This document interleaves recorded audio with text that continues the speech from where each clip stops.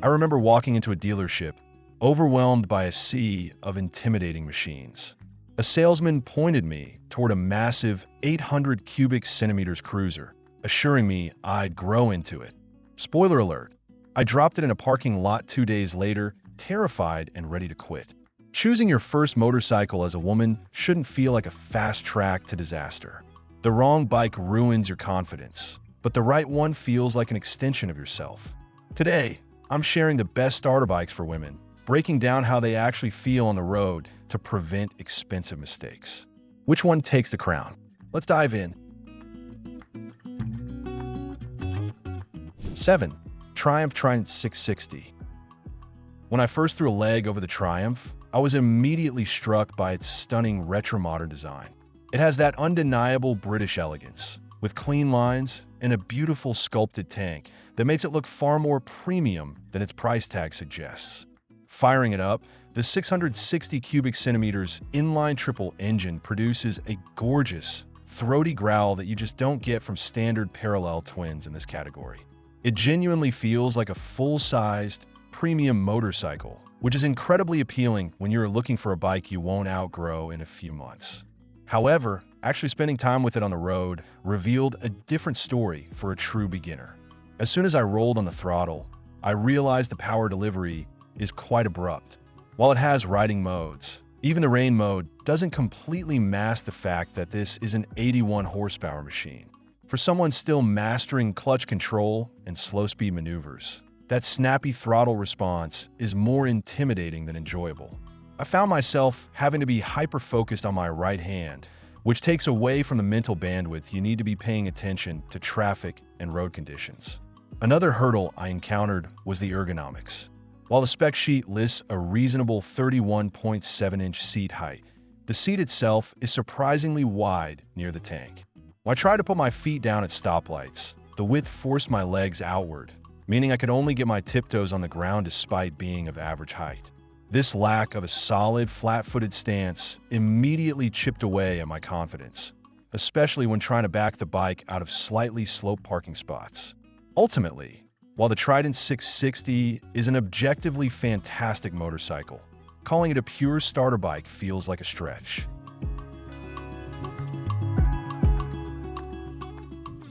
6. Triumph Speed 400.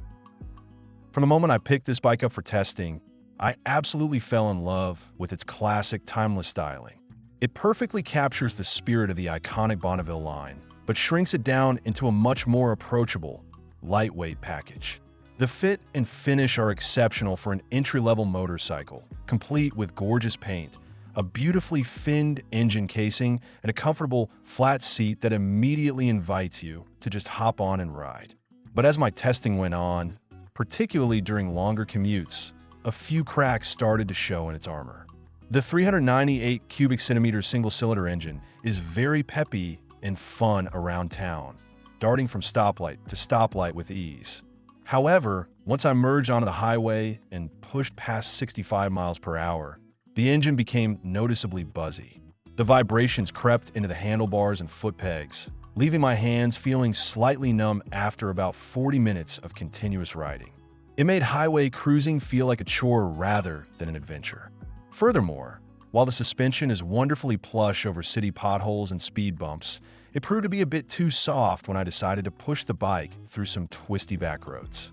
In the corners, the front end felt vague and disconnected, lacking the crisp, planted feedback that inspires confidence when you're learning how to lean.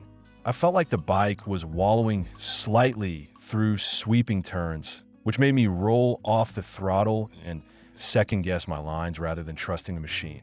The Speed 400 is undeniably a beautiful and accessible motorcycle, especially with its unintimidating power delivery and relatively low weight.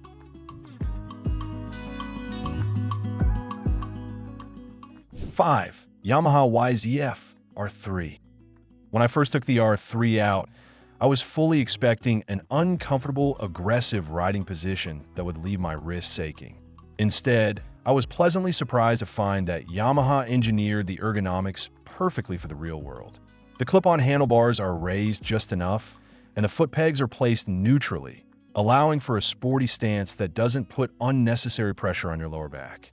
The heart of the R3 is its 321 cubic centimeters parallel twin engine, and it is an absolute joy to operate. Unlike the single-cylinder engines in some competitors, this twin is incredibly smooth all the way to its high red line. During my test rides, I found the power delivery to be exceptionally linear and predictable. There are no sudden surprises or scary surges of torque. The power builds gently, which allowed me to confidently practice rolling on the throttle out of corners without fear of the rear while slipping. What really makes the R3 shine for women riders is how incredibly light and narrow it feels between your knees.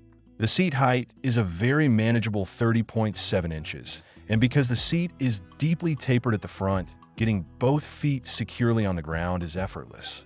Maneuvering the R3 at slow speeds, doing U-turns, and navigating tight parking lots felt entirely intuitive. It's one of the few fully faired sport bikes that doesn't feel bulky or top-heavy when you're simply pushing it around the driveway. The Yamaha YZF-R3 is a masterclass in building a beginner bike that looks fast but feels friendly. It offers the aggressive, race-inspired styling that many new riders crave, but backs it up with a gentle, forgiving nature that accelerates the learning process.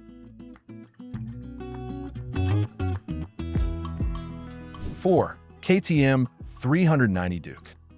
From the second I walked up to it, the aggressive, alien-like styling and bright orange trellis frame commanded attention. This bike doesn't just look sharp, it feels like an absolute weapon on the road. The incredibly low weight makes it feel less like a motorcycle and more like a bicycle on steroids. As I navigated through dense city traffic, the bike responded to my steering inputs with telepathic speed, effortlessly slicing through gaps and dodging obstacles with a precision that left me grinning inside my helmet. The technology packed into this machine is staggering for its class, and it genuinely aids the riding experience. The full-color TFT display is bright, crisp, and incredibly easy to read at a glance, keeping you informed without causing distraction. More importantly, it comes with features you usually only find on premium heavyweights. During a rainy test day, the smooth clutch and predictable throttle mapping gave me an immense sense of security, proving that this bike is actively working to keep you safe while you learn the ropes. The power characteristics of the 399 cubic centimeters engine are thrilling, but incredibly manageable. It has a punchy, torquey mid-range that makes accelerating away from traffic lights an absolute blast. Yet, despite its sporty, ready-to-race pedigree, I never felt like the bike was trying to run away from me. The fueling is precise, meaning you get exactly the amount of power you ask for when you twist the grip. This predictability is crucial for a new rider trying to build muscle memory. The KTM 390 Duke is the perfect motorcycle for the rider who wants a bit of edge and modern technology right out of the gate. 3. Yamaha MT-03. Essentially the naked sibling to the R3, this bike strips away the fairings to create a completely different, heavily street-focused experience. The very first thing I noticed when sitting on the MT-03 was the wide, flat handlebar. This setup completely transformed the riding geometry, putting me in a totally upright and commanding position. It felt incredibly natural, giving me excellent leverage over the front wheel and a wide, clear field of view over traffic, which is a massive confidence booster when you're a new rider navigating busy streets. Because it shares the same brilliant 321 cubic centimeters parallel twin engine as the R3, the MT-03 delivers that same silky, smooth power delivery that I absolutely adore. But the lack of fairings actually changes the perception of speed and engagement. Without a windshield blocking the breeze, every ride feels visceral and exciting, even at completely legal city speeds. I found the clutch pull to be delightfully light, which is a lifesaver when you're stuck in stop-and-go traffic, preventing the dreaded hand cramps that can ruin a ride. Handling-wise, the MT-03 is wonderfully flickable. The suspension is tuned perfectly for everyday riding, absorbing bumps and rough pavement without transferring that harshness into your spine. During my time with it, I deliberately took it down some horribly maintained back alleys and tight urban corners, and it remained completely composed. The seat height is exceptionally low, and combined with its stripped-down weight, walking the bike backwards into a parking spot is as easy as moving a desk chair. The Yamaha MT-03 takes everything great about the R3 and packages it into a more comfortable, everyday-friendly silhouette. It is practically impossible to feel intimidated on this motorcycle.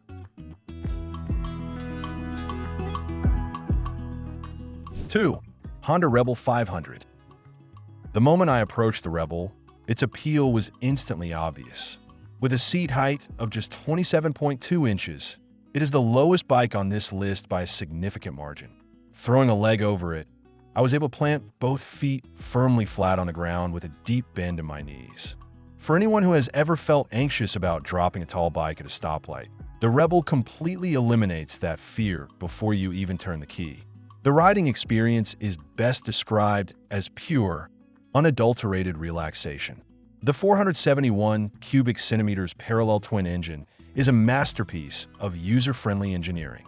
When I tested it, the power delivery felt rich and torquey down low, meaning I rarely had to rev it high to get moving smoothly. It practically pulls itself away from stop. Yet, it never feels jerky or aggressive. It simply glides forward with a muted, pleasant thrum that is incredibly soothing. It's an engine that respects your inputs and never tries to surprise you. Ergonomically, the Rebel 500 shines by placing you strictly in the bike rather than on top of it. The mid-mounted foot pegs provide a comfortable bend in the knee without forcing you into the stretched-out posture of traditional cruisers. The center of gravity is so incredibly low that the bike virtually stands itself up off the side stand. During slow-speed maneuvers, it feels impossibly light and stable, turning parking lot practice from a nerve-wracking chore into a genuinely fun exercise. The Honda Rebel 500 is a masterclass in beginner-friendly design. It delivers a cool, bobber aesthetic without any of the heavy, clunky handling usually associated with cruisers. It provides an unmatched level of security and sure-footedness that allows you to completely focus on the joy of riding. 1. Kawasaki Ninja 500. Having ridden the older Ninja 400 extensively, I was eager to see if this new 451 cubic centimeters engine upgrade was just marketing hype. But my time with the bike proved it is the real deal. Kawasaki took an already perfect starter bike and made it exponentially better. The increased engine displacement provides a noticeable bump in low-end torque. This meant that when I was pulling away from a dead stop or navigating slow, rolling traffic, the bike required far less clutch slipping and revving to get going. It feels effortless and highly refined. What makes the Ninja 500 the ultimate choice is its unparalleled balance. Despite looking like a razor-sharp track bike, the ergonomics are wonderfully accommodating. The clip-ons are raised high above the triple clamp, allowing me to sit in a surprisingly upright, neutral position that didn't strain my neck or wrist during a long afternoon of riding. Furthermore, the bike features a ridiculously light assist and slipper clutch. Pulling the clutch lever requires no more effort than squeezing a sponge, which completely eliminates hand fatigue and makes shifting gears an absolute breeze. The handling is where this bike truly steals the show. The trellis frame is exceptionally lightweight, and the steering geometry is tuned to perfection. Whether I was gently leaning into a wide, sweeping highway ramp or quickly dodging a pothole, the bike responded with incredible stability and grace. It feels planted and secure at highway speeds, unlike some lighter naked bikes, thanks to its aerodynamic fairings that cut cleanly through the wind. Yet, it retains a low seat height and narrow profile that makes putting your feet down a non-issue.